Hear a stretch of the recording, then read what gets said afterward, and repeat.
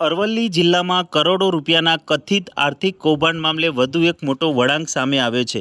ગાંધીનગર જિલ્લાના Dabhoda police station વિસ્તારમાં આવેલી suit space digital private limited company મારફતે ટેરાબાઇટ સ્પેસમાં રોકાણના નામે રોકાણકારો પાસેથી કરોડો રૂપિયાનું રોકાણ કરાવવામાં આવ્યું હોવાનું સામે આવ્યું છે।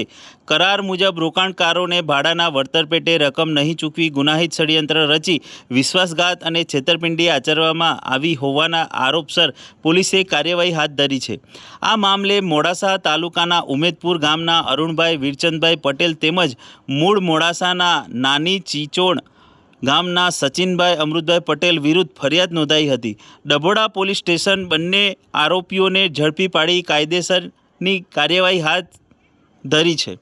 ઉલ્લેખનીય છે કે તાજેતરમાં યોજાયેલી જિલ્લા અને તાલુકા પંચાયતની ચૂંટણી બાદ પ્રમુખ અને ઉપપ્રમુખની ચૂંટણી ટાળે અરુણ પટેલની ગેરહાજરી હવે રાજકીય વર્તુળોમાં ચર્ચાનો વિષય બની છે। કોંગ્રેસ સમિતિના પ્રમુખ સામે થયેલી પોલીસ કાર્યવાહીથી અરવલ્લી રાજકારણમાં પણ ગરમાવો જોવા મળી રહ્યો છે।